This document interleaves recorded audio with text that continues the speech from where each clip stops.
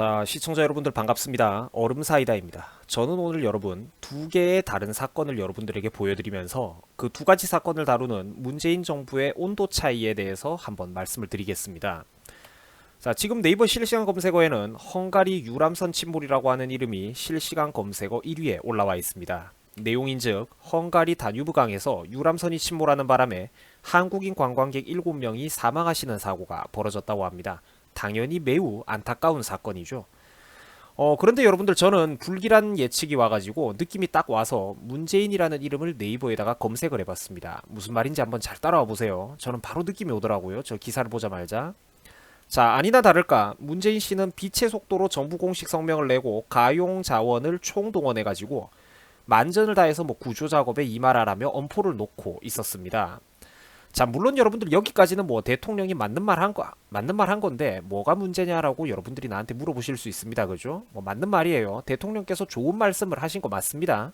그런데 제가 오늘 지적하고 싶은 관점은 바로 두 가지 상반된 사건을 다룰 때 문재인 대통령이 보여주시는 극명한 온도 차이라는 겁니다. 불과 며칠 전 우리나라 대한민국에서는 그 청해부대에서는 입항 행사 도중 배를 묶어놓는 헛줄이 터지는 바람에 이제 그 사고로 인해서 가족들이 지켜보는 앞에서 그 행사에 참석했던 군인 5명이 죽거나 크게 다쳤던 사건이 있었습니다. 이제 참으로 끔찍하고 안타까운 사건이었죠.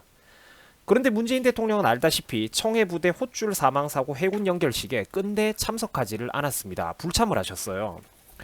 그 나물의 그 밥이라고 대통령도 총리도 아무도 이번 사고에 대해서 그 연결식에 조문을 가지 않았다는 것입니다. 유족들조차도 오죽했으면 당시 해외에 나가 있었던 것도 아닌데 라면서 조심스럽게 불만을 표시했습니다. 그렇죠. 지금은 말 한마디도 조심스럽게 해야 되는 시대죠. 그렇습니다, 여러분들. 대한민국의 진정한 제1계급자들인 그 유가족분들은 공공집회에서 대놓고 박근혜 대통령에게 마이크 잡고 쌍욕을 퍼부으면서 박근혜 대통령이 타고 있던 비행기를 폭파시키겠다고 사자후를 내질러도 아무 상관이 없지만 저희같이 평범한 국민들이 그런 소리를 냈다가는 큰일 나죠. 특히 대한민국에서 우파 국민들은 불가촉 천민들 아닙니까? 그죠? 찍소리도 못하잖아요. 바깥에 나가면. 만약 우파 커뮤니티 회원들이 인터넷에다가 대통령이 탑승하고 있는 비행기를 폭파시키겠다 저런 말을 했다가는 여러분들 어떻게 되겠습니까? 어떻게 되긴 뭘 어떻게 됩니까? 대학생들이 이번에 문재인 비판하는 북한 형식의 삐라를 만들었다가 가택 수사까지 받았던 거 얼마 전에 여러분들도 뉴스 다 보셨잖아요. 그뿐입니까?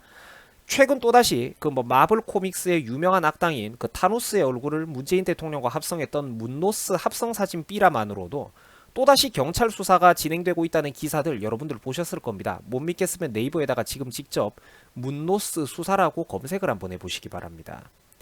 그렇죠. 이런 어린애들 장난 같은 합성 자료만으로도 사진 합성 자료만으로도 수사를 받는 시대가 이미 왔다는 것입니다. 이런 것을 뻔히 보면서도 정말로 저쪽을 지지하시는 분들은 뭐가 문제인지를 정녕 모르시겠다는 겁니까?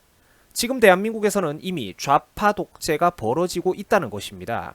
이명박 박근혜 때랑 비교했을 때 인터넷과 현실에서 표현의 자유, 대통령 비판의 자유, 정치 비판의 자유가 엄청나게 줄어들었다는 것입니다. 정치를 비판할 때 개인적인 불이익을 감수할 만큼 모험을 해야 된다니까요. 유튜브가 미국 사이트니까 이런 게 가능한 거지. 만약에 우리나라 포털 사이트 블로그나 카페였다고 한번 생각해 보세요. 우파 자료, 정부 잘잘못 조목조목 비판하는 그런 논리적인 자료들이 이렇게 오랫동안 남아있을 수 있었겠습니까? 진작에 반사회적인 자료다, 가짜뉴스다 뭐다 해가지고 다 차단먹고 삭제당했겠죠. 이런 것들을 보면서도 상당수의 국민들은 뭐가 문제인지를 모르고 있습니다. 이미 머릿속에서는 천사와 악마, 착하고 나쁜 거 이런 이분법이 꽉 박혀있는 분들이 국민들 중에 너무나도 많기 때문에 그렇습니다. 보세요 여러분들, 이 정부는 군인들이 죽은 데는 코빼기도 안 비칩니다. 청해부대 사고뿐이었습니까? 마리논 헬기 추락 사고 때도 정부 고위 관계자들은 코빼기도 안 비쳤어요. 유람선이 침몰하면 광속, 빛의 속도로 가용 동원 가능한 모든 자원을 총동원해서 구조작업에 임하라고 그렇게 호들갑을 떠는 사람들이 군인들이 죽었을 때는 홀대를 한다니까. 누구의 사고가 더 슬프고 덜 슬프고가 아닙니다. 말의 본질을 보셔야 돼요. 프레임 잡아놓고 좌파들처럼 비겁하게 공격을 위한 공격을 하시면 안 됩니다. 군인 사고에 대해서 코빼기도 안 비친다는 본질을 말한다는 것입니다. 여러분들 이게 정상적인 나라 맞습니까? 자국의 군인이 죽었는데 대통령 총리가 조문을 안 가는 이런 나라가 정상적인 거 맞냐고요. 이게 뭐 하는 짓들입니까, 여러분들? 너무나도 서글픈 일 아닙니까? 나라가 뭔가 잘못돼도 한참 잘못 돌아가고 있다니까요. 제가 여러분들 인터넷 포털 사이트들 뭐 몇몇 커뮤니티들 돌아다니면서 댓글을 딱 살펴봤더니 어쩜 그렇게 좌파들은 제 손바닥에서 한 치도 벗어나지 않는지 그게 참 너무나도 안타깝습니다. 댓글 좀 살펴봤더니 벌써부터 좌좀들은 지레 겁을 먹고 정치적으로 이번 사건이 이용되지 말았으면 하면서 이번 헝가리 유람선 사고에 대해서 자기들의 도덕적 우위 프레임을 미리 박아놓고 시작을 하더라고요. 그렇죠, 여러분들. 좌파들의 주특기가 저런 것 아닙니까?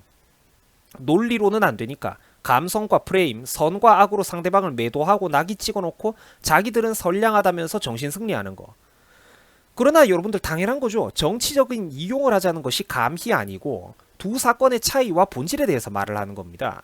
자, 여러분들 국민의 죽음이 안타깝다는 것은 유치원생들도 압니다. 그죠? 초등학생들한테 글짓기를 해보라고 해도 좋은 말들 판에 박힌 소리는 쉽게 쏟아져 나옵니다. 누구나 할 수 있는 거예요, 그거는. 하지만 어른이라면 이런 사건을 접할 때 핵심이 있다는 것이죠. 1번, 여행, 놀러 가다가 불의를 사고를 당한 국민의 사례와 2번, 국가의 부름에 의해서 의무와 공무를 수행하던 중에 사망한 국민에 대해서는 물론 둘 다 엄청나게 안타까운 사건이지만 그럼에도 불구하고 냉정하게 그 두 가지 종류의 성질이 다르다는 것을 인식해야 된다는 겁니다. 이 차이를 아느냐 모르느냐가 바로 어른이냐 어린아이냐를 가르는 중요한 구분점이라고 저는 생각을 합니다. 당신은 어른입니까? 아니면 어린아이, 대깨문입니까? 그렇죠. 대한민국에는 몸만 큰 어른아이들이 너무나도 많다는 것입니다. 제가 여러 번 얘기했던 내용이죠. 문재인 정부의 군인 사망사고 홀대 사건은 이번 청해부대 호출 사고라든지 과거 마리논 헬기 추락 사고뿐만이 아니었습니다. 한두 번이 아니었어요. 천안함 사고의 유가족이신 유이자 씨는 이런 인터뷰를 하신 적이 있습니다. 세월호도 가슴 아프고 천안함도 가슴 아픈 사건이다. 맞는 말이죠. 제가 국민들이 당한 사고는 무엇이든지 안타깝다라고 제가 분명히 말씀을 드렸어요. 세월호 가슴 아픈 사건 맞습니다, 여러분. 하지만 천안함도 가슴 아픈 사건이고 둘 다 가슴 아픈 사건이지만 저 두 가지 사건에는 뭔가 중요한 그 성질의 차이점이 있다는 것입니다. 그래서 유이자 선생님이 이런 말씀을 하셨어요. 그런데 천안함에 대해서는 대통령님이 한 번도 언급하지 않는다. 말 한마디에서 어디 덧나느냐라는 말씀을 하셨습니다. 그렇죠. 정상인이라면 저 할머니의 말씀을 들으면서 뭔가 가슴속에서 울리고 느껴지는 게 있어야 된다는 것입니다. 자, 여러분들 제가 다시 한번 강조를 하겠습니다. 좌파들이 하도 꼬투리 잡는 거 좋아해서요. 국민의 죽음이 안타깝다는 건 어린아이들도 다 아는 사실입니다. 어른이면 본질을 얘기하자는 것입니다. 둘 다 엄청나게 안타까운 사건 사고지만 국가행정부와 정부 수반의 입장에서 바라볼 때는 두 가지 사건의 성질과 종류가 분명하게 다르다는 것입니다. 여행, 놀러 가다가 불의의 사고를 당하신 안타까운 국민들의 사고, 그리고 한편 국가의 부름에 의해서 의무와 공무를 수행하다가 사고를 당한 또 안타까운 국민의 사고, 둘 다 안타까운 사건이지만 분명히 사건의 성질이 다르다는 것입니다. 이 본질을 저는 한국 사회에서 끊임없이 강조를 하고 있는 것입니다. 근데 한국 사회에서는 이런 불편한 진실들, 감성에 휩쓸리지 않고 이성적이고 냉정한 소리를 하면 손가락질을 받습니다. 나는 그게 안타깝다는 거예요. 그 사람들에게도 표현의 자유가 있어야 된다는 것입니다. 그게 민주주의입니다. 뭔가 좀 다른 목소리를 내는 사람에게 사회적인 외압이 들어가서는 절대로 안 된다는 것이죠. 민주주의 사회에서 굉장히 중요한 덕목입니다. 우리가 이 1번과 2번 제가 번호를 매겨놓은 이 두 가지 사건을 바라볼 때요, 여러분들 대통령이라든지 정부 고위 관료들이 어떻게 접근을 해야 되냐면 1번 전자에 대해서 바빠서 참석을 못하거나 공식 성명을 일일이 못 낼 수는 있어도 2번인 후자에 대해서 참석을 못하거나 청와대 공식 SNS에서 말 한마디조차 없다는 것은 분명 심각한 문제점이 있다는 것입니다. 여러분들 수고하셨습니다.